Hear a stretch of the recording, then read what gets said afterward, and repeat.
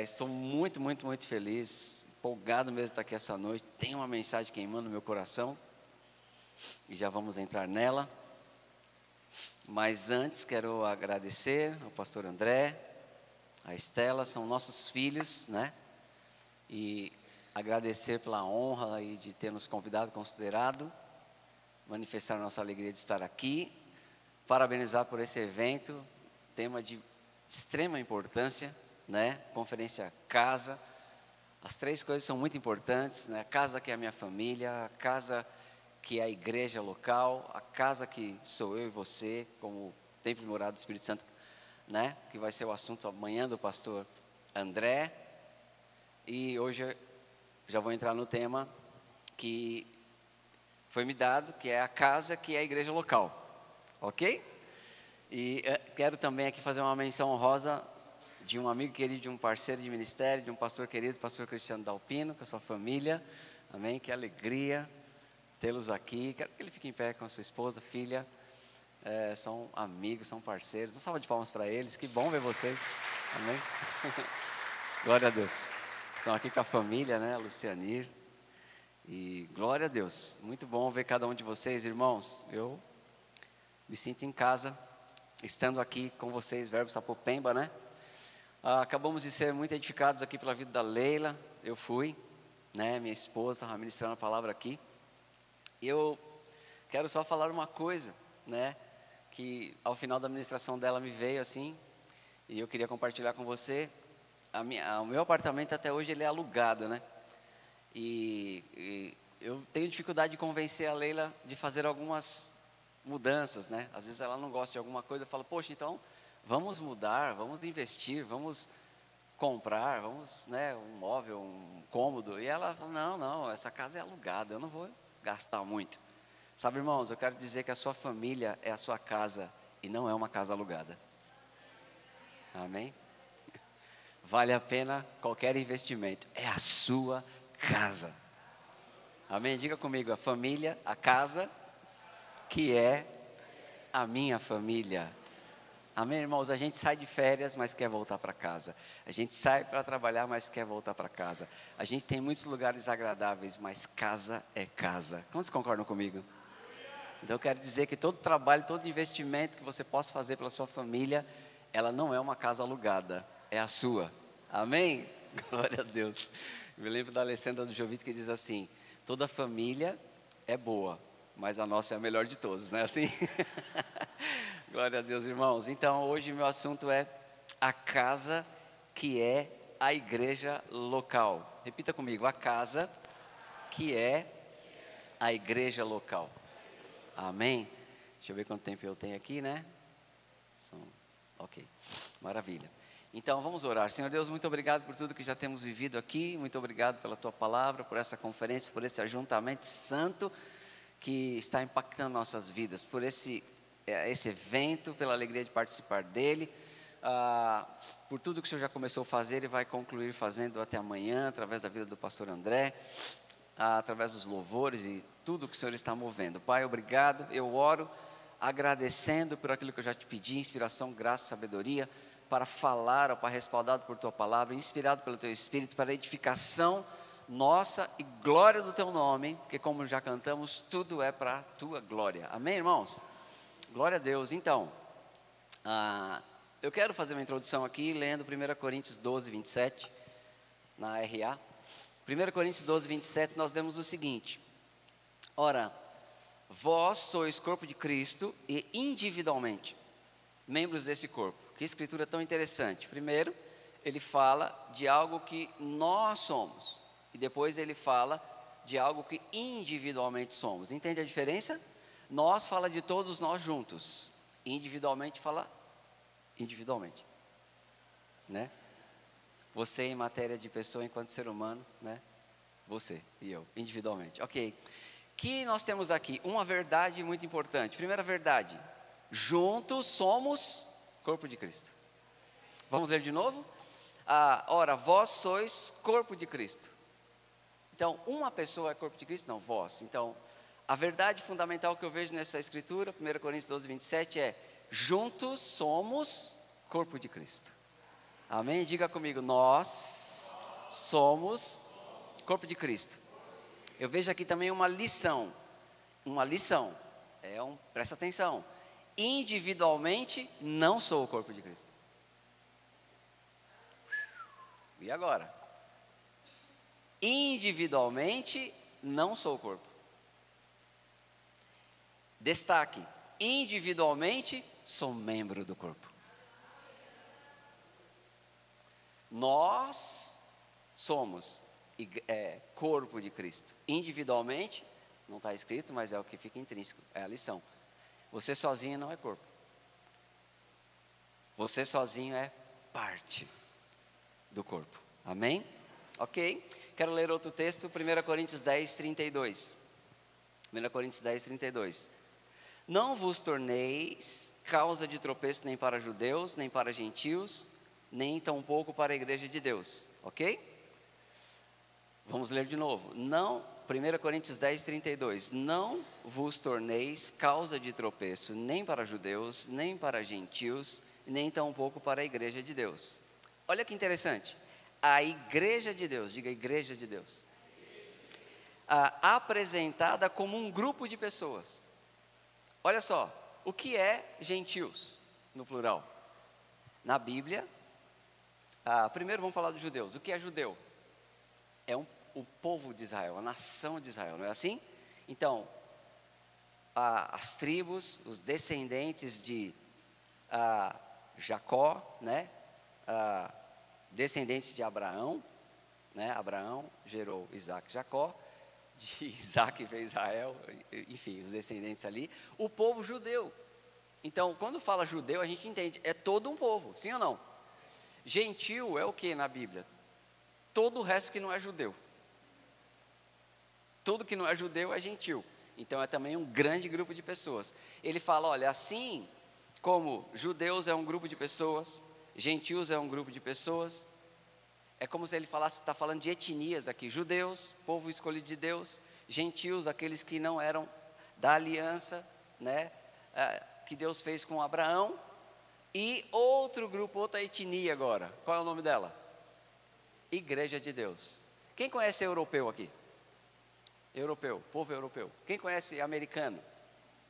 Quem conhece indiano? Quem conhece judeu? Quem conhece o resto, não judeu? Quem conhece a igreja de Deus? Quem está entendendo o que eu estou querendo passar? A igreja de Deus é apresentada na Bíblia como um grupo de pessoas, um tipo, né? A igreja de Deus é apresentada como um grupo de pessoas, assim como judeus e gentios. Então na Bíblia, basicamente a Bíblia é escrita para 3 grupos: judeus, não judeus, gentios, e a partir de Cristo, tanto judeus como gentios, transformados em igreja de Deus. Amém? Tudo isso para te mostrar que igreja é sempre um grupo. Igreja é sempre um ajuntamento. Ok, quero ler 1 Coríntios 1, de 1 a 3.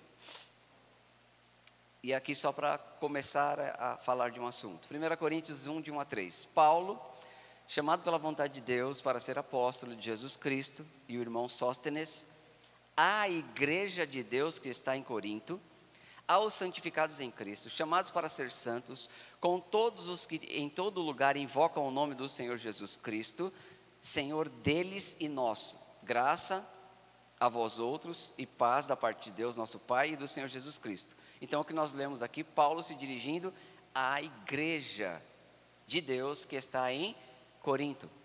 Todo um grupo de pessoas que estava em Corinto. Ele chama de igreja de Deus, ok?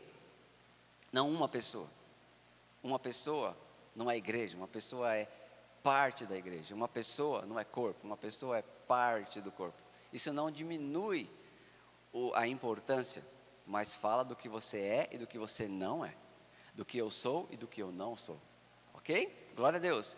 Então aqui um texto para te mostrar que Paulo escreve chamando aquele povo de igreja de Deus. 2 Coríntios 1, de 1 a 2, outro texto. Paulo, apóstolo de Cristo Jesus, pela vontade de Deus, e o irmão Timóteo. Olha de novo agora. Isso é 2 Coríntios 1, de 1 a 2. Paulo, apóstolo de Cristo Jesus, pela vontade de Deus, e o irmão Timóteo, à igreja de Deus que está em Corinto e a todos os santos em toda a Caia. Amém? Então, o que eu quero mostrar, nas cartas, nós vamos ver o grupo de salvos em Jesus sendo chamados de igreja de Deus. Às vezes leremos literalmente igreja de Deus, como nos 2 textos que eu acabei de mostrar para você, em Coríntios. Outras vezes vamos ler sinônimos de igreja de Deus. E aqui eu quero que você preste atenção, porque vale a leitura. Eu quero te mostrar como nas cartas, ou eu e você somos chamados de igreja de Deus, ou um sinônimo disso. Então, em Romanos 1:7, que é o primeiro capítulo de Romanos, ele está dizendo, para quem eu estou escrevendo? Eu estou escrevendo para os amados de Deus. Aleluia. Nós temos em Gálatas 1:2, a todos os irmãos, as igrejas da galáxia. Nós temos em Efésios 1:1, aos santos que vivem em Éfeso e fiéis em Cristo Jesus. Em Filipenses capítulo 1, verso 1, a todos os santos em Cristo Jesus, inclusive bispos, diáconos que vivem em Filipos. Aleluia. Em Colossenses 1:2, a todos, aos santos e fiéis irmãos em Cristo que se encontram em Colossos. Eu estou passando pelas cartas. Tem 1 Tessalonicenses 1:1, note que é sempre o primeiro capítulo, para quem ele está dirigindo as cartas. 1 Tessalonicenses 1:1, a igreja dos Tessalonicenses em Deus Pai e no nosso Senhor Jesus Cristo. Tem 2 Tessalonicenses 1:1, a igreja dos Tessalonicenses em Deus, nosso Pai, e no Senhor Jesus Cristo. Filemon 1:2, a igreja que está em sua casa. Tiago 1:1, as 12 tribos que se encontram na dispersão. 1 Pedro 1:1, aos eleitos que são forasteiros. 2 Pedro 1:2, aos que conosco obtiveram fé. Um pouquinho mais para frente, na justiça do nosso Deus e Salvador Jesus Cristo. Judas 1:20, aos chamados, amados em Deus Pai e guardados em Jesus Cristo. Quantos podem dizer glória a Deus? Apocalipse 1:1, aos seus servos. Amém? Então, em todas as cartas, eu não li apenas João, porque João tem uma linguagem tão amorosa que ele chama de filhinhos. Amém? Mas em todas as cartas nós somos chamados de igreja de Deus, ou sinônimo dela. Eleitos, santos, amados, fiéis. Uau! Diga, eu faço parte da igreja de Deus. Em 1 Timóteo, capítulo 3, verso 14 a 16, 1 Timóteo 3, 14 a 16, nós lemos o seguinte: escrevo-te estas coisas, Paulo escrevendo para Timóteo, e Timóteo e Tito são cartas que você não vai ver Paulo se dirigindo a toda uma igreja, mas se dirigindo a eles, ao seu filho Timóteo, a Tito, e através deles à igreja, porque são cartas específicas, cartas pastorais, entende? Carta onde o apóstolo Paulo está instruindo Timóteo, que era líder da igreja, e Tito. Mas ele diz uma coisa interessante, 1 Timóteo 3, 14 a 16, escrevo-te estas coisas, esperando ir ver-te em breve, para que, se eu tardar, fique ciente de como se deve proceder na casa de Deus, que é a igreja do Deus vivo. Uau! Qual é o nosso assunto? A casa que é a igreja local. E aqui ele diz, a casa de Deus, que é a igreja do Deus vivo. Vamos entender isso. Então a Bíblia diz que a casa de Deus é a igreja de Deus. Ok? Muito bom. A igreja é a casa de Deus no sentido de que Deus habita em cada um dos seus filhos pelo Espírito, e a igreja é a reunião dos filhos. A igreja é a casa de Deus vivo. Por quê?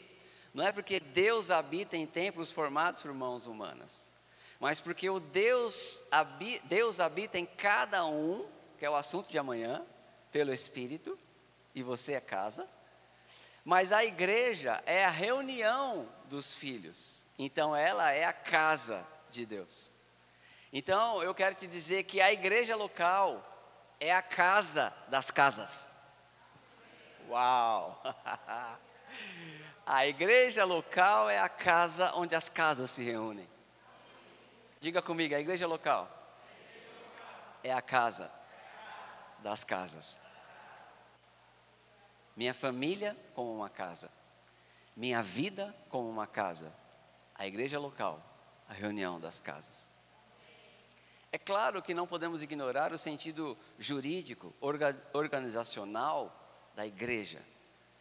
De que a gente tem que saber as normas, como funcionam, os procedimentos. Isso não é ignorado na Bíblia, mas isso é um motivo secundário. Observe que a mesma instrução pastoral de Paulo para Timóteo ou Tito, falando de como proceder na casa de Deus, pouco tem sobre organização institucional. É sobre como cuidar das pessoas. Quando Paulo diz, para que você saiba como proceder na casa de Deus, que é a igreja de Deus vivo, pouco, não tem quase instrução. Olha, pinte a parede de branco, coloque iluminação de LED, coloque uma luz cênica e outra técnica, coloque o som, compre microfone sem fio. Não tem essas coisas, mas você vai ver, não é que isso não é importante, mas isso é motivo secundário. Como proceder na casa de Deus é como tratar as pessoas. Porque eu quero repetir, isso foi inspirado, irmãos, eu curti demais, eu vibrei quando eu recebi. A igreja local é a casa das casas. Uau! Glória a Deus. Então, eu quero trazer um assunto com você dentro dessa verdade fundamental da igreja local, como a casa, o lugar onde a gente se reúne. O que significa o lugar onde a gente se reúne? O lugar de cuidado, o lugar de crescimento, o lugar de ajuste, o lugar de delícias, o lugar de encontro, o lugar de crescimento, o lugar de amadurecimento. Amém? E aí eu quero então tirar algumas lições do nosso texto base, a partir de agora. Isso foi uma introdução, eu vou entrar no nosso assunto propriamente dito. E eu quero tirar algumas lições aqui de 1 Coríntios 12, 12 a 31. Amém? Nós vamos lendo e vamos fluindo com o Espírito Santo aqui. 1 Coríntios 12, nós temos um texto muito interessante, falando dos dons espirituais, mas eu quero ler a partir do verso 12, que ele vai começar a falar da unidade orgânica. É um subtítulo que tem aqui, né? Você sabe, os títulos não são inspirados, mas eu tenho descoberto que eles não são ruins, são muito bons na verdade. 1 Coríntios 12, né? Eu quero dizer assim, o título de cada capítulo não é a Bíblia em si, é uma organização que fizeram, mas ajuda a gente a compreender. E quando começa aqui, 1 Coríntios 12, verso 12, ele começa a falar de um assunto que o título da versão bíblica RA chama a unidade orgânica da igreja. E sabe, isso já mostra que a igreja é um organismo vivo, obviamente, porque são pessoas vivificadas em Cristo Jesus. E vamos ler sobre isso. 1 Coríntios capítulo 12, verso 12 a 31. Olha só, verso 12. Porque assim como o corpo é um e tem muitos membros, e todos os membros, sendo muitos, constituem um só corpo, assim também com respeito ao corpo de Cristo. Como é formado o corpo de Cristo? Como um corpo. O corpo, você tem mão, pés e todos os órgãos que formam o seu corpo. Ele diz, assim também com respeito ao corpo de Cristo. Ou seja, assim também com respeito à igreja. Nós somos feitos de muitos membros, muitas partes na composição desse corpo. Amém? Glória a Deus. E ele diz no verso 13, pois em um só Espírito, e começa a prestar atenção nesses termos, um só. E até o final você vai ver quanta unidade existe nessa diversidade chamada corpo. Em primeiro lugar, nós lemos que é um só Espírito.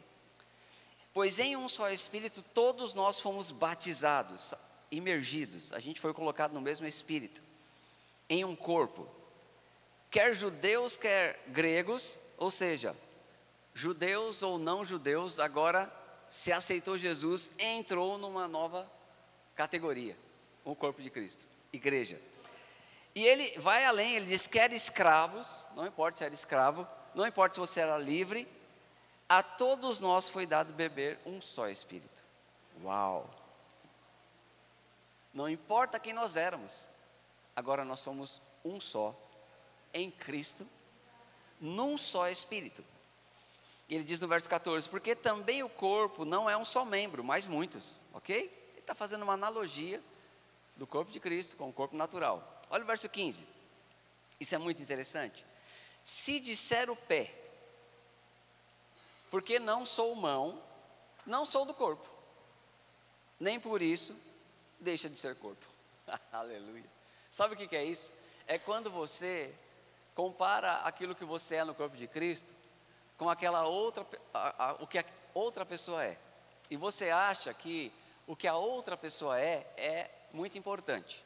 E o que você é não é tão importante. Talvez porque o que aquela pessoa é no corpo é mais visível, é mais notado, é mais honrado, é mais falado. E o seu, você sente diminuído, você sente menor. Então você fala, olha, porque eu não tenho uma posição de destaque, eu não sou corpo. Então, ele diz, se o pé falar que porque não é mão, não é corpo, não deixa de ser corpo. Então a gente não pode desvalorizar a nossa posição do corpo.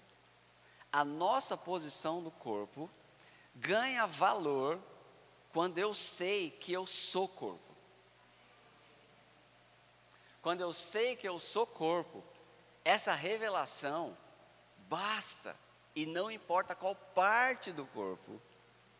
Então ele está dizendo, ainda que você não tenha entendido isso e diga, porque eu sou pé, não sou mão, não sou corpo, você não deixa de ser corpo. E vamos continuar. Se o ouvido, é a mesma coisa aqui, verso 16, se o ouvido disser porque não sou olho, não sou do corpo, nem por isso deixa de ser corpo. Agora, olha que interessante verso 17, se todo o corpo fosse olho, onde estaria o ouvido? E se todos fossem ouvido, onde estaria o olfato? Quer dizer, gente, um corpo de um só membro, pensa num negócio estranho, disfuncional, sem propósito. Amém? Então, assim como no nosso corpo físico, nem todo mundo é olho, nem todo mundo é ouvido, porque tudo é importante, no corpo de Cristo, na igreja de Deus, da qual nós fazemos parte, cada um tem a sua função. Cada um tem o seu papel, cada um tem o seu lugar. Amém? Glória a Deus. E esse lugar, tem uma coisa sobre esse lugar, não foi você que escolheu. Não foi eu que escolhi. Quando a gente acha o nosso lugar no corpo de Cristo, a gente é tomado de uma plena satisfação. A gente começa a funcionar bem. A gente encontra o sentido da vida, descobre que tem um propósito. Enquanto o dedo quer ser olho, é um desastre. Mas quando o dedo age como dedo, ele cumpre o seu propósito. Enquanto o olho quer ser dedo, ele não vai ter muita efetividade. Mas quando o olho descobre que é olho, ele encontra o seu propósito. E não fomos nós, mas o Senhor, o verso 18 diz, não fomos nós que escolhemos a posição. A gente descobre ela, se entrega a ela e é realizado nela. Então, no verso 18 diz, mas Deus dispôs, ou seja, distribuiu, colocou os membros, colocando cada um deles no corpo, como lhe aprouve, como ele quis. E agora ele não está falando do corpo físico, ele está falando no corpo de Cristo. Deus distribuiu as funções como ele quis. Uau! Isso mostra que eu e você fomos colocados no corpo de Cristo, a igreja de Deus, com algo específico determinado por Deus, como lhe aprouve, como ele quis. Amém? Se todos, verso 19, porém fossem um só membro, onde estaria o corpo? O certo é que há muitos membros, mas um só corpo. Amém? Então nós, como casa, que é a igreja local, não brigamos uns com os outros. Não discutimos a nossa posição. Nós cooperamos uns com os outros. Porque todos somos corpo. Juntos somos corpo. Amém? Aleluia. Verso 21 diz o seguinte: não podem os olhos dizer à mão, não precisamos de ti, nem ainda a cabeça aos pés, não preciso de vós. Pelo contrário, os membros do corpo que parecem ser mais fracos são necessários. Eu quero destacar uma coisa aqui: não pode. Não pode dizer, não preciso de ti. Ninguém no corpo é tão suficiente que não precisa das outras partes do corpo. Não pode dizer. Sabe o que a gente está dizendo quando a gente se afasta da comunhão? Sabe quando a gente, como casa de Deus, diz, sinaliza, quando a gente decide não se reunir na casa de Deus, a casa das casas, a gente está dizendo para os demais membros do corpo: não preciso de você. E a Bíblia diz: você não pode fazer isso. Porque obviamente, irmãos, não é verdade. Qual a lição aqui? Repita comigo: precisamos uns dos outros. Não, pastor, eu não acredito não. Eu não acredito que todo mundo precisa de todo mundo, não. A Bíblia discorda de você. Ela diz: os membros do corpo, pelo contrário, quer dizer, quando a gente acha que não precisa do outro, ele diz, sabe qual é a verdade? Os membros do corpo que parecem ser mais fracos, não está dizendo que é. Então cuidado com a aparência. Um dedinho é fraco em relação ao braço, mas tira ele para ver. Especialmente se for o dedinho do pé. Lá se vai seu equilíbrio. Amém? Um olho, o direito ou o esquerdo, pegar um só. Ele é muito pequeno em relação à cabeça. Mas tira ele para ver. Então ele diz que os membros do corpo que parecem, não diz que é, parece ser mais fracos, são o quê? Necessários. Diga comigo, irmãos, hoje pela fé: eu sou necessário. Sabe, irmãos, que eu não vou ficar no corpo de Cristo como igreja de Deus, eu não vou ficar obsoleto, esquecido, aposentado, abandonado. Eu não vou falar de mim contrário, eu estou velho, estou me aposentando. Não, eu sempre serei, em cada fase, naquilo que Deus me colocar, respeitando as fases, épocas de estação, a parte do outro, eu sempre serei, porque é a Bíblia que diz, necessário. O dia que você não for mais necessário, irmãos, pode entrar na glória com o teu Senhor para a eternidade. E descansa das tuas obras, descansa das suas fadigas, o seu trabalho te acompanha. Diga comigo: eu sou necessário. Aleluia. Glória a Deus. Verso 23. Os que nos parecem menos dignos, os membros do corpo, a esses damos maior honra. Também os que em nós não são decorosos, revestimos de especial honra. Mas os nossos membros nobres não têm necessidade disso. Olha que interessante, o corpo natural. Aquilo que todo mundo precisa ver, que todo mundo pode ver porque é bonito, a gente não precisa cobrir. Mas aquilo que a gente não quer que apareça, a gente reveste de maior honra. A gente protege, não é assim? Não é assim no corpo natural? Você entende isso? Os que parecem menos dignos no corpo, agora o corpo natural, a esses damos maior honra. O que é a honra aqui? Quando você cobre, quando você não mostra o que não deve ser mostrado, isso é uma honra que você está dando. Quem entende aqui? Corpo físico. ok? Então, os que parecem menos dignos do corpo, a esses damos maior honra. Também os que em nós não são decorosos, revestimos de especial honra. Olha aqui, aquilo que, sabe, não é tão belo, não é tão vistoso. A Bíblia fala que a gente dá maior e especial honra. Ok? Você está entendendo? Agora, por que ele está falando isso?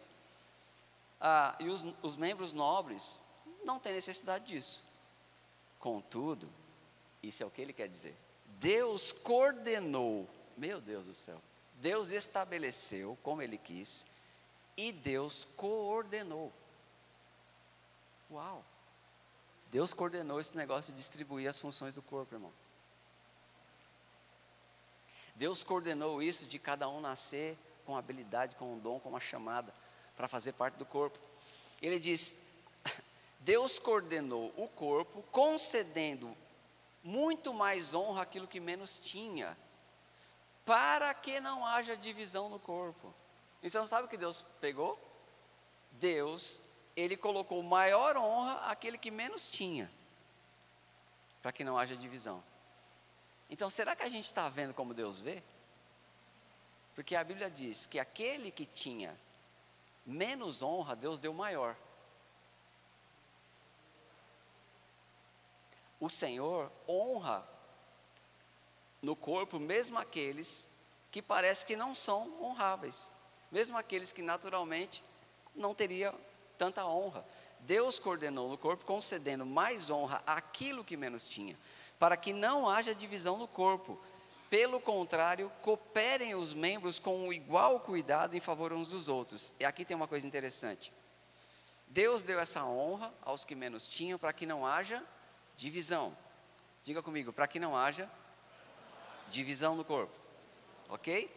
Pelo contrário, cooperem uns com os outros. Qual é o contrário de divisão?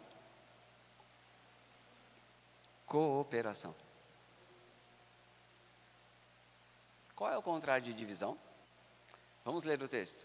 Para que não haja divisão no corpo, pelo contrário, cooperem os membros com igual cuidado em favor uns dos outros. Sabe, irmãos, quando você deixa de cooperar, que é cumprir a sua função com consciência de que você é importante para o todo, cumprir a sua função com excelência de que você coopera para o bem-estar do todo, você começa a entrar em divisão. Então, o contrário de divisão, segundo esse texto, é cooperação. Amém? Então, somos chamados para cooperar. Amém? Quando eu estou cooperando, eu não estou concorrendo. Por isso que vai contra a divisão. O meu irmão está correndo a carreira dele. Ele está fazendo a parte para a qual Deus o estabeleceu no corpo. E eu poderia ter uma tendência de concorrer e dividir, mas eu decido apoiar e cooperar, porque eu entendo que a função dele não é a minha não é a dele, e Deus dispôs e coordenou como Ele quis. Então eu coopero, aleluia. Se é a estação do outro, se é o momento do outro, se Deus levantou, se é o estabelecimento do outro para a glória de Deus, então eu coopero com aquilo. Vamos, estou com você. Então, às vezes eu posso estar numa posição, às vezes eu posso estar em outra, às vezes em preeminência, às vezes apoiando, porque o que nos move é a cooperação. Porque eu entendo que eu sou casa, eu entendo que eu sou corpo, eu entendo que a casa de Deus, que é a igreja local, depende da justa cooperação de cada parte. Então eu não divido, eu não concorro, eu coopero. Amém? Glória a Deus. E olha que interessante, olha o valor da casa que é a igreja local. Meu Deus do céu, isso aqui é mágico, gente, isso aqui é lindo. Se as pessoas soubessem, corria para cá, pagava para estar, de tão bom que é. Não existe uma coisa na terra tão maravilhosa como a igreja local.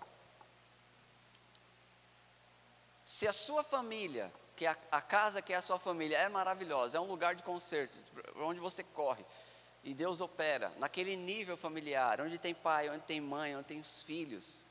E é maravilhoso.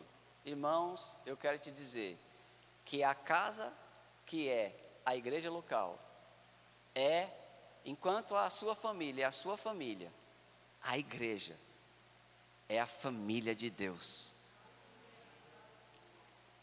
Uau!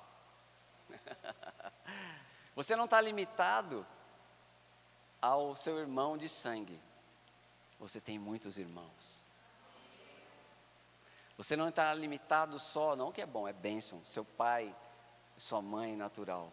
Você tem pais e mães, irmãos e filhos. Aleluia!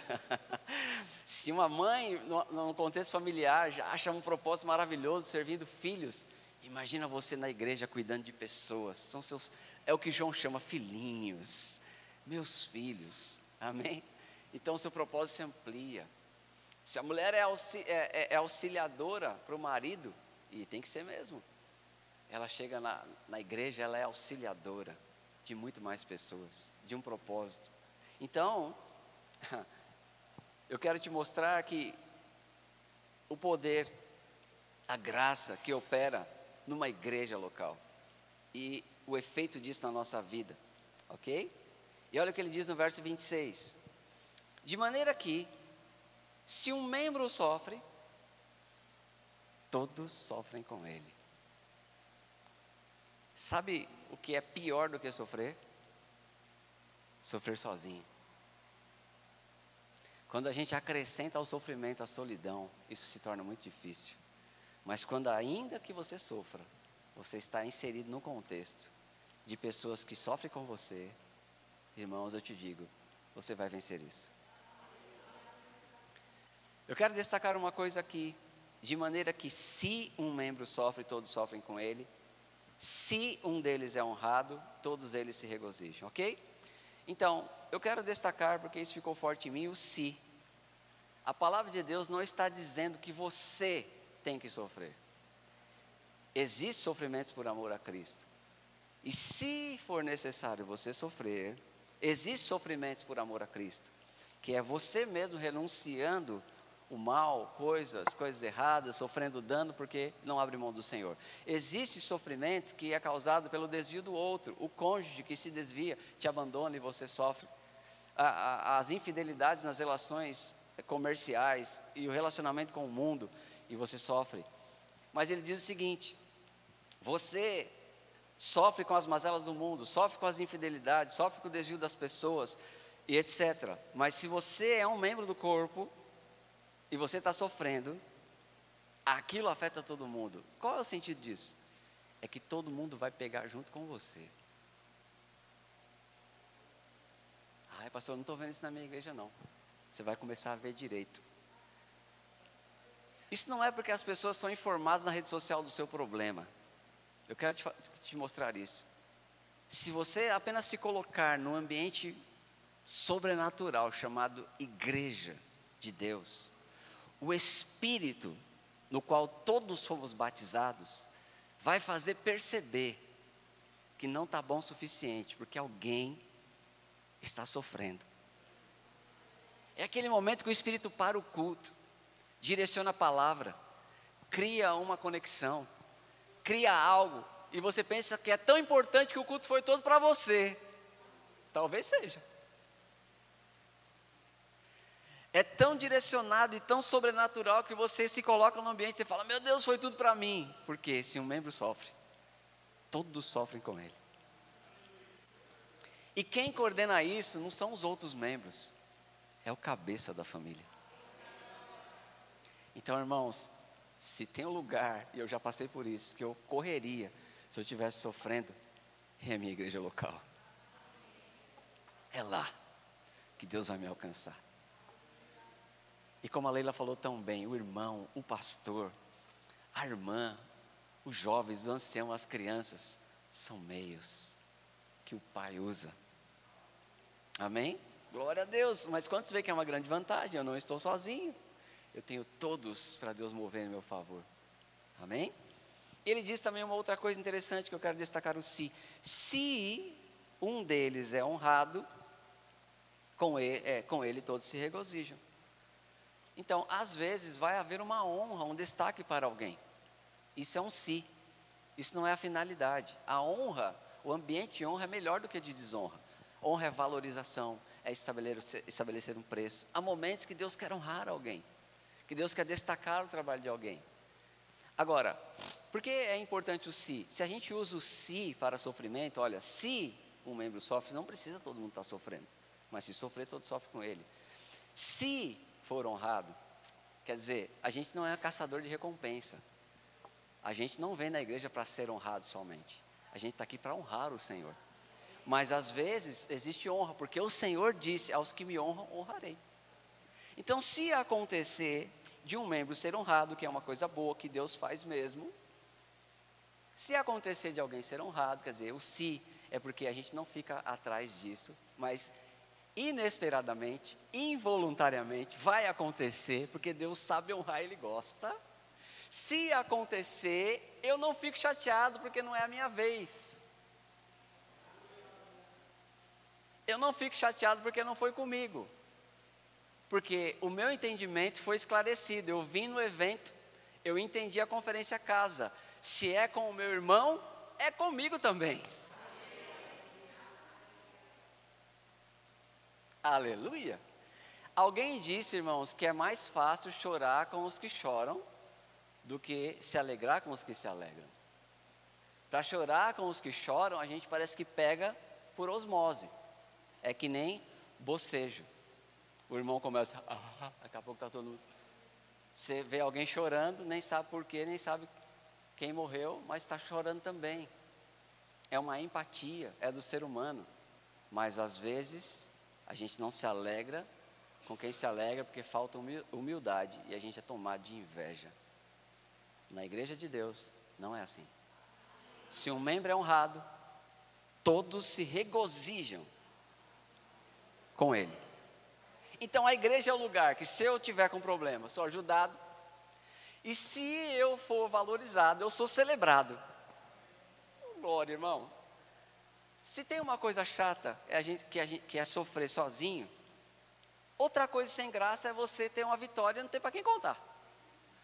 Você teve um negócio, você, ganhou uma oferta de som de 30 mil, você chegou, realizou, está feliz, o pastor está lá e o pastor não tem para quem contar.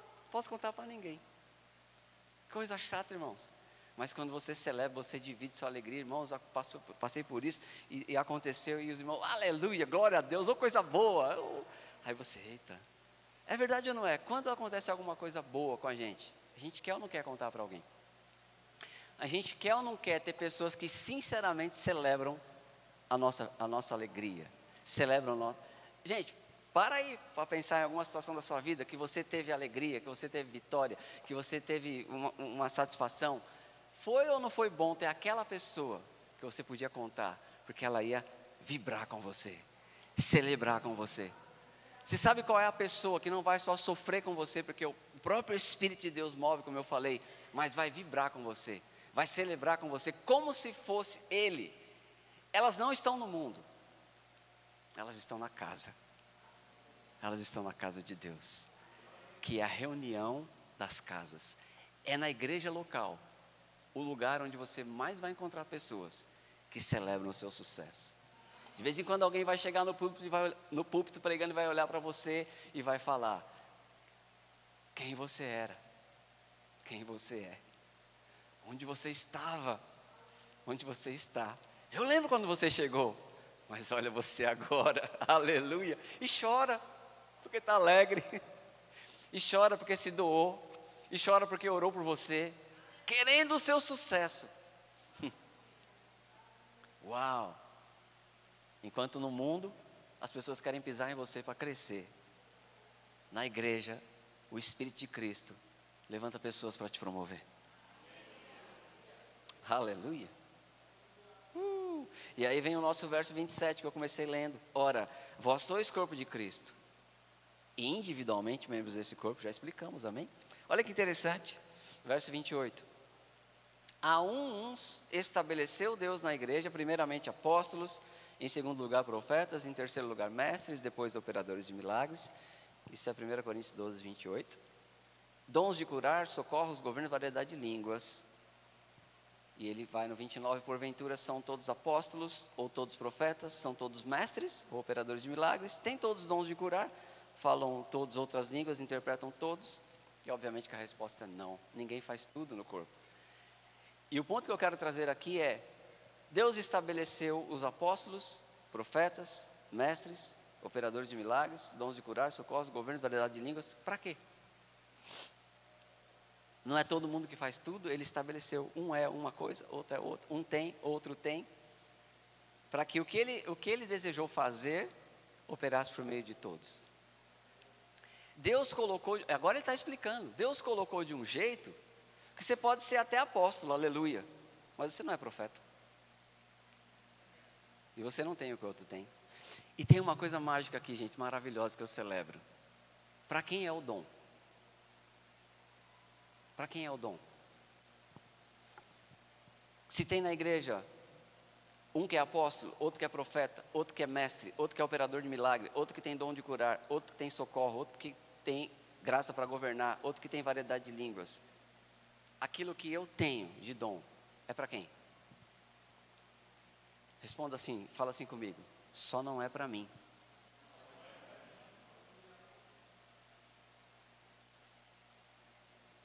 Você já reparou que todo dom que opera na vida do outro, dado por Deus, não é para ele?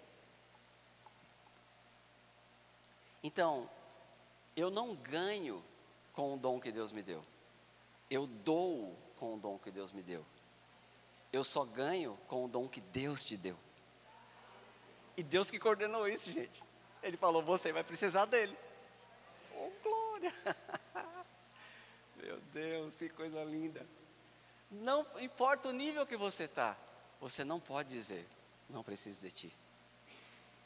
Porque se eu ficar só com o que eu sou e o que eu tenho, eu sou um doador. Mas eu não sou um recebedor. Se eu quiser receber, eu tenho que estar inserido. Eu tenho que reconhecer, eu preciso de você. No verso 31, para a gente começar a terminar, ele diz o seguinte: entretanto, procurai com zelo os melhores dons, e eu passo a mostrar-vos ainda um caminho sobre modo excelente. Quem sabe o que ele vai falar aqui? Do amor. Esse é o último verso de 1 Coríntios 12. Não é uma divisão de capítulos, é um versículo, ok? Verso 31. Entretanto, procurai com zelo os melhores dons, e eu passo a mostrar-vos ainda um caminho sobre modo excelente. Qual é o elo, a coisa sobre modo excelente, a mais excelente de todas, que vai fazer com que essas coisas que lemos, maravilhosas, aconteçam e criem um vínculo de perfeição para que não falhe? O amor. Esse é o caminho sobre modo excelente. Eu passo a mostrar-vos um caminho. Eu sempre gosto de falar isso. O amor para o cristão não é uma experiência, é um caminho. Eu passo a mostrar um caminho. É no caminho do amor que a gente vai descobrir quem somos, o que temos e o que podemos. É o caminho sobremodo excelente. Qual é a coisa mais excelente para que a gente possa ser de fato, atuar, dar e receber como corpo de Cristo, atuando na igreja local? É o amor. O caminho sobre modo excelente. E esse é assunto para outro dia, mas você precisa saber que ele é importante. Amém? Glória a Deus. Então, irmãos, para concluir, eu quero dizer o seguinte: somos um, como já disse alguém tão bem, acho que foi o pastor Tiago lá da sede. Somos um, somos muitos. Por que eu quero falar sobre somos um? Lembra que eu li e falei, presta atenção, um só, batizados em um só Espírito. Eu quero ler outra escritura com você. E quero deixar essa lição para a gente terminar. 1 Pedro 5,2. Ele escreve aos bispos, pastores e diz o seguinte, 1 Pedro 5,2. Está recebendo alguma coisa essa noite, irmão? Ele diz o seguinte: pastoreai o rebanho de Deus que há entre vós. Irmãos, toda a igreja na terra, não Sapopemba ou Vila Matilde, é chamada de rebanho de Deus. Diga comigo, um só rebanho. Um crente sozinho não é igreja. Reunião de crentes é igreja. Mas também a igreja local, que é tão importante, é a nossa, é o principal, mas não é tudo. Nós somos parte, individualmente, parte desse corpo. Como igreja local, parte. É por isso que a gente não critica a igreja do vizinho. Mas estão falando mal de mim. Duas atitudes erradas não fazem uma atitude certa. Você não fala mal dele, porque você entendeu. É um só rebanho. Amém? Que essa consciência caia em você, mas que essa consciência chegue para você como tem chegado para mim. Eu oro por isso em nome de Jesus. Mas olha só, primeiro nós lemos aqui um só rebanho. É o rebanho de Deus. Amém? Quando eu vou falar da Vila Matilde, eu tenho que falar assim agora. Pai, eu te dou graças pela parte do teu rebanho que se reúne em Vila Matilde. Pela parte do rebanho de Deus que se reúne. Pela parte do rebanho de Deus que se reúne. Isso vai trazendo uma consciência de unidade. E parece que essa consciência vai crescendo. Ela começa localmente, mas ela se expande. Eu sou parte. Sozinho eu tenho que entender, sou parte. Aí eu me reúno com os meus irmãos. Sapopemba, minha casa, minha igreja, glória. Eu sou parte. Aí de repente tem aquele ajuntamento, que é os irmãos tudo junto. Aí eu sou parte. Entende? Então diga comigo, primeira coisa, um só rebanho. Aí nós temos Efésios 4, 5. Efésios capítulo 4, verso 5. Que diz o seguinte: há um só. Então fomos batizados em um só Espírito. Lá em 1 Coríntios 12. Há o rebanho de Deus, é um só. O que mais? Efésios 4, 5. Há ou existe um só Senhor. Existe uma só fé. E existe um só batismo. Somos um. Somos muitos. Amém? Na maioria das vezes, nós vamos receber de Deus em nossa igreja local. Sim ou não? É aqui. Você é daqui, é aqui. Contudo, haverão ajuntamentos especiais onde nós vamos, irmãos, receber de outros irmãos, de outros ajuntamentos, coisas que vão além daquela esfera regional ali local. E a gente vai receber de Deus tanto, porque é um só. E às vezes Ele vai promover isso. Eu quero levar vocês para se juntar com uma outra parte do meu rebanho, para vocês darem, para vocês receberem. É assim que a gente vai expandir. E eu quero ler com você, não vou cantar. E isso mexeu muito comigo essa tarde meditando. A letra de uma música que chama Um Só Rebanho. E você não vai conhecer com certeza, porque é do Grupo Elo de 2008. É do meu tempo, mas é tão bela. Eu quero ler a letra de uma canção, Um Só Rebanho, Grupo Elo, 2008. Quem conhece aqui? Eu e o pastor André, aleluia. Um só rebanho, um só pastor. Uma só fé em um só Salvador. É teu amor que nos une aqui. E num só Espírito adoramos a Ti. Um só rebanho, um só pastor. Fruto, ó Senhor, desse Teu grande amor. Só nos gloriamos na Tua cruz. Ó, louvado sejas, bendito Jesus. Um só rebanho, um só pastor. Sim, esperamos por Ti, ó Senhor. É face a face que vamos ver quem nos amou e por nós quis morrer. Amém? Irmãos, eu quero dizer aleluia. A casa que é a igreja local. Diga comigo, eu faço parte. Amém?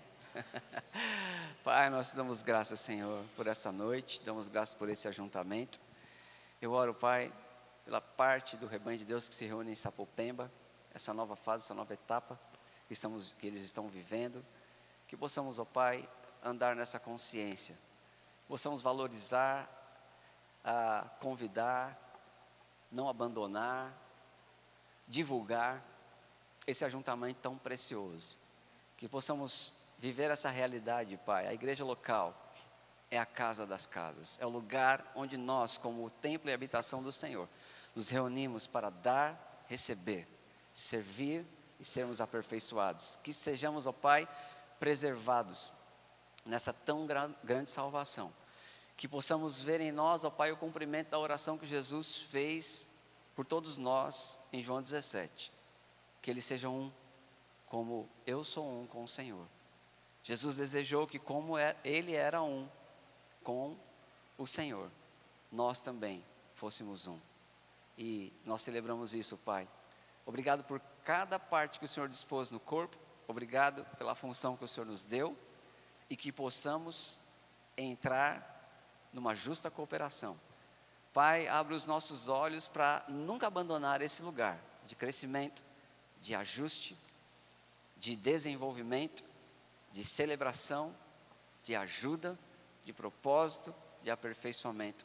Em nome de Jesus, esse lugar maravilhoso, esse lugar santo, a igreja de Deus, a igreja que somos nós, a igreja onde nós nos reunimos, a igreja local, a parte do rebanho de Deus, onde estamos ligados e conectados. Te damos graças, Pai, em nome de Jesus. Amém.